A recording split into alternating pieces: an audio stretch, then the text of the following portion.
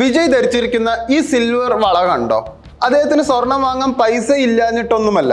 നിങ്ങൾ ശ്രദ്ധിച്ചിട്ടുണ്ടോ? ചില ആളുകൾ എവിടെ പോയാലും റെസ്പെക്റ്റ്, മണി, അട്രാക്ഷൻ, ലക്ക് എല്ലാം അവരെ പിന്തുടരുന്ന പോലെ തോന്നും. പക്ഷെ ചിലർ എത്ര ഹാർഡ് വർക്ക് ചെയ്താലും അവര് അൺനോട്ടീസ്ഡ് ആയിട്ട് പോകും. ചിലരുടെ റൂമിലേക്ക് കയറുമ്പോൾ തന്നെ ഒരു പവർ ഫീൽ ചെയ്യും. ചിലരുടെ പ്രസൻസ് ആരും ഓർക്കുക പോലുമില്ല.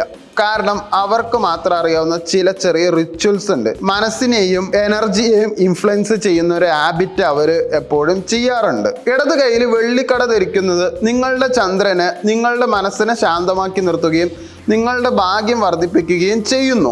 ഇത് അങ്ങേയറ്റത്തെ സമ്പത്തും ശക്തിയും നേടാൻ നിങ്ങളെ സഹായിക്കുന്നു. അങ്ങനെ സിൽവർ മാത്രമല്ല, വലത് കയ്യിൽ ചെമ്പ് വള ധരിക്കുന്നതും ശരീരത്തിലെ ഊർജ പ്രവാഹം വർദ്ധിപ്പിക്കുകയും ആത്മവിശ്വാസം ശാന്തമാക്കുകയും ചെയ്യുമെന്ന് പലരും വിശ്വസിക്കുന്നു. ഇത് സൂര്യശക്തിയുമായി ബന്ധപ്പെടുത്തി ലീഡർഷിപ്പ് ക്വാളിറ്റി കൂട്ടാൻ സഹായിക്കുമെന്നാണ് പറയുന്നത്. അതുപോലെ കഴുത്തിൽ രുദ്രാക്ഷം ധരിക്കുന്നത് മനസ്സിലെ ഭയം കുറച്ച് കോൺസെൻട്രേഷൻ വർദ്ധിപ്പിക്കുമെന്ന് ആത്മീയ വിശ്വാസമുണ്ട്. അത് സയൻസ് തെളിയിച്ചതുമാണ്. ചിലർ ഇത് നെഗറ്റീവ് എനർജി അകറ്റാൻ സഹായിക്കുമെന്നാണ് കരുതുന്നത്.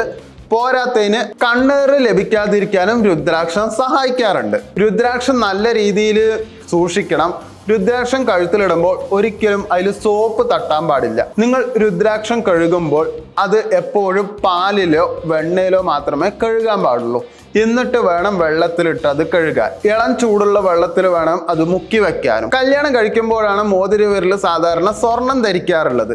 അത് എന്തും കൊണ്ടാണ് സ്വർണം ധരിക്കുന്നത്? അത് ആകർഷണ ശക്തിയും സാമൂഹിക സ്വാധീനവും വർദ്ധിക്കുമെന്നാണ് ജ്യോതിഷപരമായിട്ട് ഇത് പറയാറുള്ളത്. ഇത് റെപ്യൂട്ടേഷൻ, ഫെയിം എന്നിവ വർദ്ധിപ്പിക്കാറുമുണ്ട്. ഇപ്പൊ ഒരു ട്രെൻഡി ആയിട്ടുള്ള ഫാഷനാണ് കാലിൽ കറുത്ത നൂല് ധരിക്കുന്നത്. മുംബൈയിലും ഡൽഹിയിലും ഒക്കെ വലത് കാലിൽ ചിലവര് കറുത്ത ചരട് ധരിക്കാറുണ്ട്. അത് അവർ ഉദ്ദേശിക്കുന്നത് എനിക്ക് ബോയ് ഫ്രണ്ട് ഉണ്ട്, പക്ഷെ എന്നാലും നിങ്ങൾക്കും അപ്രോച്ച് ചെയ്യാമെന്നാണ് അവർ ഉദ്ദേശിക്കുന്നത്.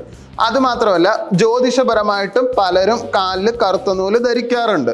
അതായത് കണ്ണേറും അസൂയയും നെഗറ്റീവ് വൈബ്രേഷനും ഒഴിവാക്കാൻ സഹായിക്കുമെന്നാണ് ഇന്ത്യൻ പരമ്പരാഗത വിശ്വാസം ഉണ്ട്.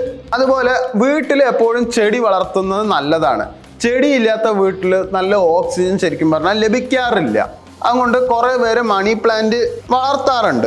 ഈ മണി പ്ലാന്റ് വളർത്തുമ്പോൾ ധനപ്രവാഹവും സാമ്പത്തിക സ്ഥിരതയും ആകർഷിക്കുമെന്നാണ് വസ്തുവിശ്വാസങ്ങളെ പറയാറുള്ളത്. പൊതുവെ വീട്ടിന്റെ മുന്നിൽ നിങ്ങൾ ഒരു 10 തെങ്ങ് വെക്കുകയാണെങ്കിലും മാങ്ങ വെക്കുകയാണെങ്കിലും അതൊക്കെ എടുത്തിട്ട് വിൽക്കുകയാണെങ്കിലും നിങ്ങൾക്ക് സമ്പത്ത് ഉണ്ടാവും. അതുപോലെ പുലർച്ചെ സൂര്യോദയം കാണുകയും സൂര്യ നമസ്കാരം ചെയ്യുകയും ചെയ്യുന്നത് വ്യക്തിത്വത്തിലെ കരിസ്മ, ഡിസിപ്ലിൻ, മെന്റൽ ക്ലാരിറ്റി എന്നിവ വർദ്ധിപ്പിക്കുമെന്ന് യോഗാശാസ്ത്രവും പറയാറുണ്ട്. അതൊരു സയൻസ് ആയിട്ടുള്ള കാര്യമാണ്, ശാസ്ത്രീയമായി തെളിയിക്കപ്പെട്ട കാര്യമാണ്. അതുപോലെ വലത് കയ്യിൽ ചുവപ്പ് ചരട് കെട്ടുന്നത് ആത്മവിശ്വാസവും പ്രൊട്ടക്ഷൻ ഫീലിംഗും നൽകുമെന്ന് വിശ്വസിക്കുന്നു.